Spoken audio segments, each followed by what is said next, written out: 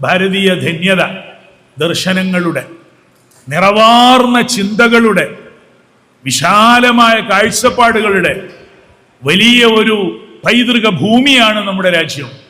അവിടെ വേദങ്ങളും ഉപനിഷത്തുക്കളും പഠിപ്പിച്ച മഹർഷിമാരും നാഥന്മാരും നൽകിയ വലിയ മുതലുണ്ട്. പക്ഷെ നമ്മളേലും അതുപോലെ ഉണ്ട് എന്ന് പഠിച്ചാൽ പോരെ? അതിലും മേലെ നമുക്ക് നമ്മുടെ കയ്യിലുണ്ട് എന്ന് പറഞ്ഞാൽ പോരെ? അതുകൊണ്ട് ഞാൻ പറയാം, ആദിശങ്കരനെ എന്തിനാ ആദ്യം പറഞ്ഞത്? എനിക്കിത് വല്ലാതെ ഇഷ്ടപ്പെട്ടതാ. പണ്ടേ മന്ദബുദ്ധിയായി ആരും അത്രയൊന്നും ഗൗനിക്കാത്ത ഒരാളായിരുന്നു അത്ര ഗിരി. എന്നിട്ട് ക്ലാസ് എടുക്കാൻ ശൃംഗേരി മഠത്തില് ആദിശങ്കരൻ ക്ലാസ് എന്നൊന്നും പറയാൻ പറ്റില്ല, ചൊരിഞ്ഞു കൊടുക്കലായിരുന്നു, പകർന്നു കൊടുക്കലായിരുന്നു.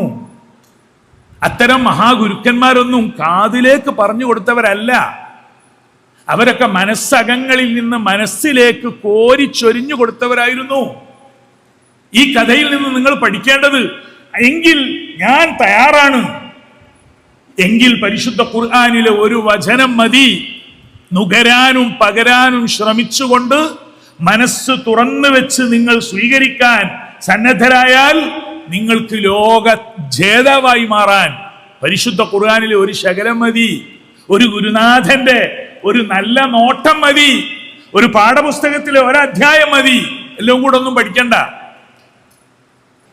ഈജിപ്തില് ഒരു വലിയ ഭരണാധികാരി ഉണ്ടായിരുന്നു, പേര് ഞാനിപ്പോ പറയും. അദ്ദേഹം ആ തലത്തിലേക്ക് എത്തിയതിന്റെ ന്യായം ഈജിപ്ഷ്യൻ ചരിത്രം പറയുന്നുണ്ട്. ഒരു മജ്ദൂബ്, മലയാളത്തിൽ പറഞ്ഞ ഒരു ദർവേഷ്, അദ്ദേഹം ഉലകത്തിനെ പറ്റി പഠിക്കുന്നില്ല, ഉലകത്തിന്റെ നാഥനെ കുറിച്ച് ചിന്തിക്കുന്ന ആളാണ്. അദ്ദേഹം രാവിലെ ഒരൽപ്പം ഭക്ഷണം കിട്ടാൻ വേണ്ടി, എന്തെങ്കിലും ഒന്ന് കത്തലടക്കാൻ വേണ്ടി അവിടെ എവിടെയൊക്കെ അങ്ങനെ ഭിക്ഷ യാചിക്കും. ഈ യാചന വേറെയാണ്, ഭിക്ഷ വേറെയാണ്. ഒന്നുകൂടെ അതൊക്കെ പിന്നെ പഠിക്കും നിങ്ങൾ. അപ്പൊ അദ്ദേഹം ഇങ്ങനെ നടന്നു പോവാ തെരുവിലൂടെ, കൈറോവിലൂടെ. അപ്പോഴ് കുറെ പട്ടാളക്കാരുണ്ട് അവരുടെ ജോലിയിൽ. അവരൊക്കെ നല്ല നാസ്ത കൊണ്ടുവന്ന് കഴിക്കുകയാണ്. ഇദ്ദേഹത്തിന് ഒരു കഷ്ണം റൊട്ടി കിട്ടിയാൽ മതി. ഇത് അവിടെ നിന്നോട്ടോ, സേവ് ചെയ്തോളി, പക്ഷെ ഇപ്പം വർക്കാവൂല.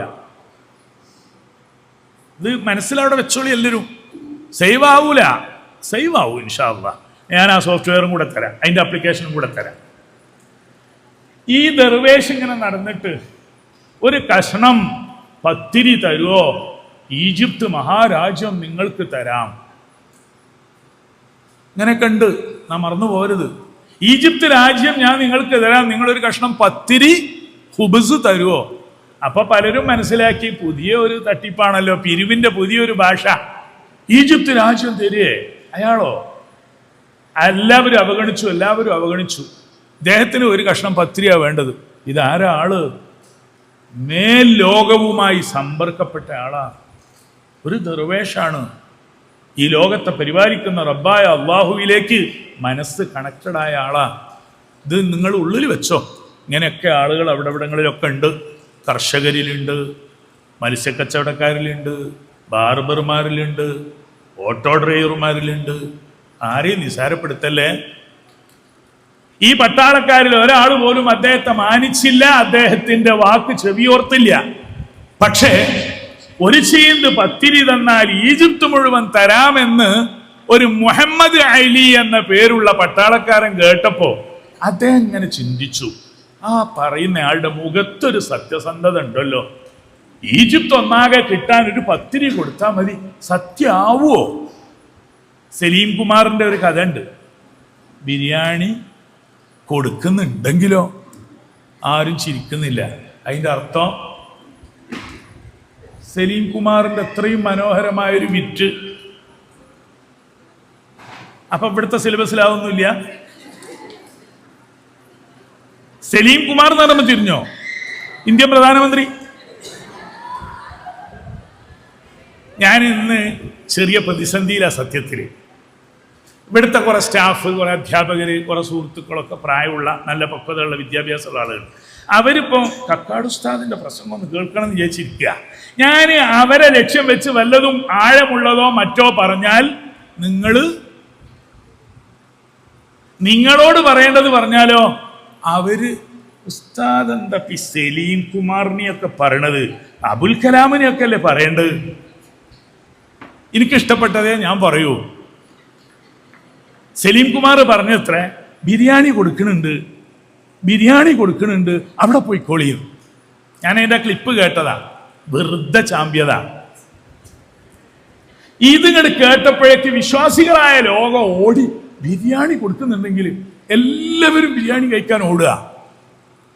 അപ്പൊ സലീം കുമാർ അഥവാ ബിരിയാണി കൊടുക്കണുണ്ടെങ്കിലോ നമ്മളും പോയി നോക്കുക. എന്നിട്ട് അദ്ദേഹം പറഞ്ഞ വാക്കാണ്, ഡയലോഗാണ്, അഥവാ ബിരിയാണി കൊടുക്കണുണ്ടെങ്കിലോ. ആരായി കഥ ഉണ്ടാക്കിയത്? സലീം കുമാർ തന്നെ ഉണ്ടാക്കി.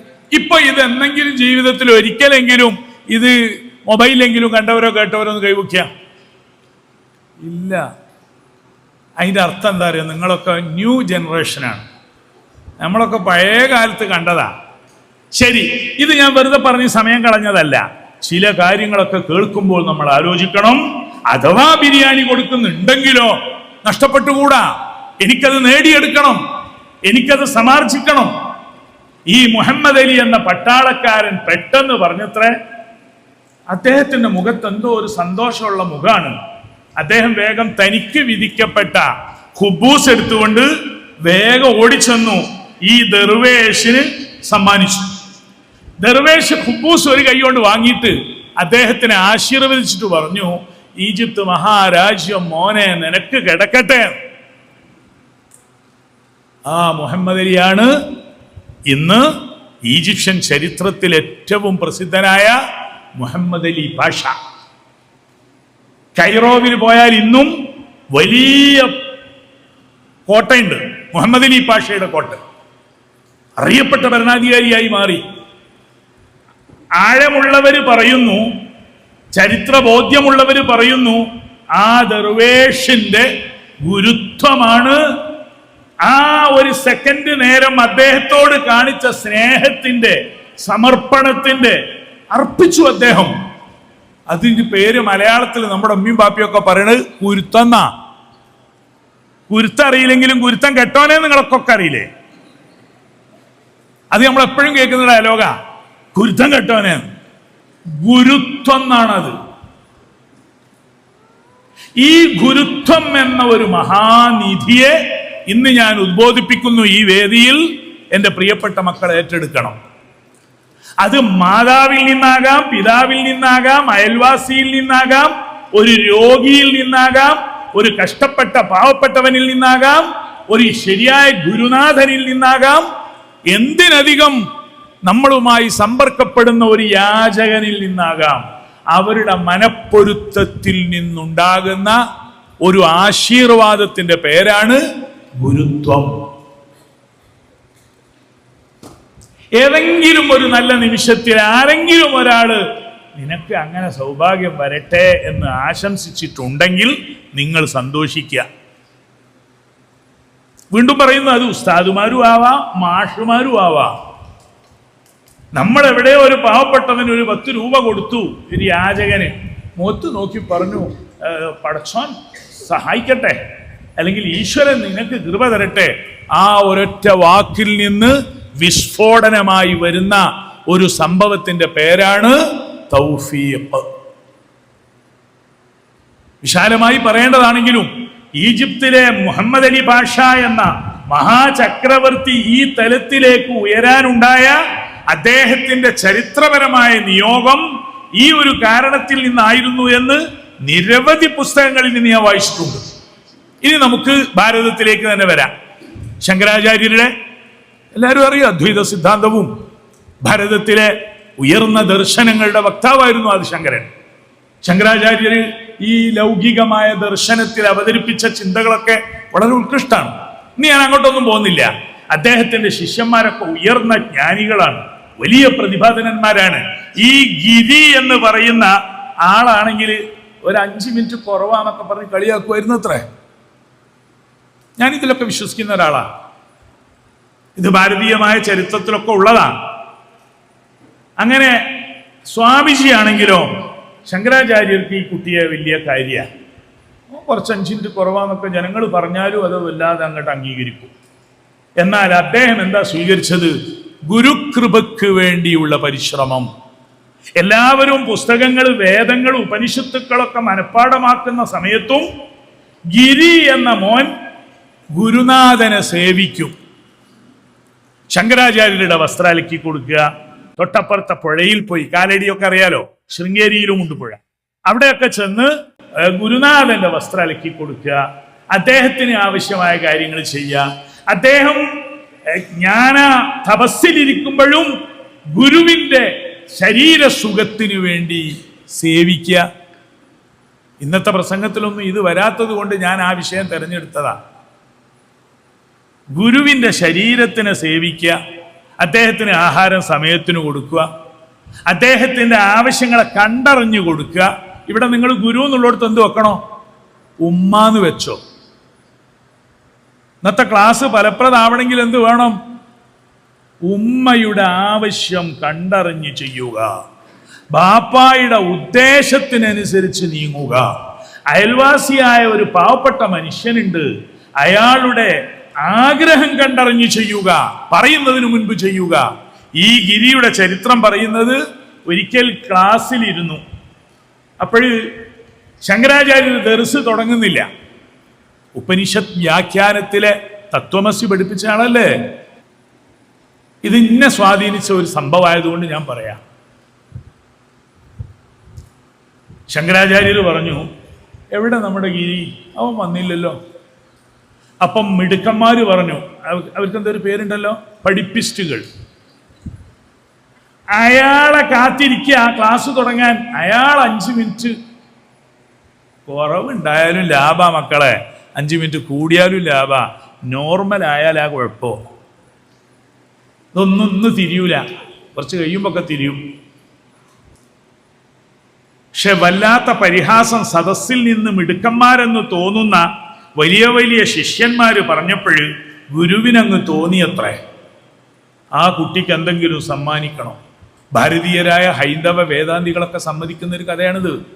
ഇതുപോലെ നിരവധി കഥ ഇസ്ലാമിക സമൂഹത്തിലുണ്ട്. മുഹമ്മദ് അലി പാഷയുടെ കഥയ്ക്ക് വേണ്ടി ഒരു കൂട്ട് ഞാനിത് പറയാ. പെട്ടെന്ന് ഗുരുവിന് തോന്നിയതാണത്രേ, ഈ കുട്ടിയെ കഴിവുള്ള ലോകത്തേക്ക് വെച്ച് ഏറ്റവും വലിയ മിടുക്കനായി, എൻ്റെ പിൻഗാമികളിൽ ഒന്നാമനായി വളർത്തണം. ഒരു നിമിഷ നേരത്തെ മഹാഗുരുവായ ശങ്കരാചാര്യരുടെ സന്മനസ്സിൽ നിന്ന് വിരിഞ്ഞ ഒരു പ്രാർത്ഥനാ തിരുനോട്ടം. പുഴയിൽ നിന്ന് ഗുരുവിന്റെ വസ്ത്രമലക്കുകയാണ്. ഗുരു പറഞ്ഞു, അവൻ വന്നിട്ടേ ക്ലാസ് തുടങ്ങൂ. പെട്ടെന്ന് ഗിരി, ഇപ്പം നിങ്ങൾക്കാർക്കും ഗിരിയെ തിരിഞ്ഞിട്ടില്ല, കുറച്ചു കഴിഞ്ഞാൽ തിരിയും. അദ്ദേഹം പെട്ടെന്ന് വരുന്നത് എങ്ങനെയാ? ഭാരതം അന്ന് വരെ കാണാത്ത സംസ്കൃതത്തിലെ അതുല്യമായ ശ്ലോകം. ഇന്നും അത് അറിയപ്പെടുന്നതാണ്, എല്ലാവരും പഠിച്ചതുമാണ്. തോടകാചാര്യൻ ശങ്കരാചാര്യരിൽ സമാധിയായപ്പോൾ പിൻഗാമികളായി വെച്ചതിൽ ഏറ്റവും വലിയ ഒന്നാമത്തെ പ്രതിനിധാനമായിരുന്നു. അദ്ദേഹത്തിന്റെ പേരാണ് തോടകാചാര്യൻ. എന്താ സംഭവം? അത് നമുക്ക് അറിയാത്തോണ്ട് സാരില്ല കേട്ടോ, നമുക്ക് അറിയാത്തോണ്ടാ. സംസ്കൃതത്തിലെ ഒരു വൃത്തത്തിന്റെ പേരാണ് തോടകം. നമ്മളെ പാട്ടിനൊക്കെ ഉണ്ടാവില്ലേ, മലയാള പാട്ടിനും മാപ്പിളപ്പാട്ടിനും ഒക്കെ രീതി. ഏറ്റവും ടഫായ ഒരു ഇശലാണ് അല്ലെങ്കിൽ ഒരു രീതിയാണ് തോടകം. ശ്ലോകം ചൊല്ലിക്കൊണ്ട് വരുന്നു. സദസ്സിൽ വെച്ച് ഗുരുവന്ദനമായി നിരവധി ശ്ലോകങ്ങൾ. അതിൻ്റെ മുമ്പ് ഒരു പാട്ടിന്റെ ഒരു വരി പോലും പഠിക്കാത്ത, ക്ലാസ്സിൽ എല്ലാവരും അവഗണിക്കുന്ന, പിന്തള്ളുന്ന, ഓൻ പഠിക്കുന്നത്. അധ്യാപകർ ശ്രദ്ധിക്കണം, മാർക്കിടുന്നവർ ശ്രദ്ധിക്കണം, വലിയ യൂണിവേഴ്സിറ്റികളൊക്കെ ശ്രദ്ധിക്കണം. ഭാരതത്തിന് വലിയ പ്രതിഭകളെ സമ്മാനിച്ചതൊന്നും വലിയ മിടുക്കന്മാരായ വിദ്യാർത്ഥികൾ മാത്രമല്ല. മിടുക്കിനേക്കാളും വലുതാണ് ഗുരുത്വം. വീണ്ടും ആവർത്തിക്കുന്നു, ഗുരുത്വം എന്ന് പറഞ്ഞാൽ അത് അധ്യാപകരിൽ നിന്നാകാം. അത് നിങ്ങൾ സങ്കുചിതമായി കാണരുത്. ഞാൻ ഇന്നും ആദരിക്കുന്ന എൻ്റെ അധ്യാപകനാണ്, ഞാൻ വല്ലാതെ സ്നേഹിക്കുന്ന, ഇന്നും മലയാള ഭാഷയിൽ എന്തെങ്കിലും സംസാരിക്കുമ്പോഴേക്ക് ഞാൻ മനസ്സുകൊണ്ട് നമിക്കുന്ന ആളാണ് ശ്രീ ഗംഗാധരൻ മാഷ്. 3-ാം ക്ലാസ് സ്കൂളിൽ പഠിക്കാൻ പഠിച്ചിട്ട് ഒഴിഞ്ഞുപോയി. പിന്നെ അദ്ദേഹം എന്നെ തെരുവിൽ നിന്ന് പിടിച്ചു കൊണ്ടുവന്ന് 3-ാം ക്ലാസ്സിൽ ഒരിക്കലും കൂടെ പഠിപ്പിച്ച് മലയാളം വല്ലാതെ പഠിപ്പിച്ചു. 3-ാം ക്ലാസ്സിലും 4-ാം ക്ലാസ്സിലും.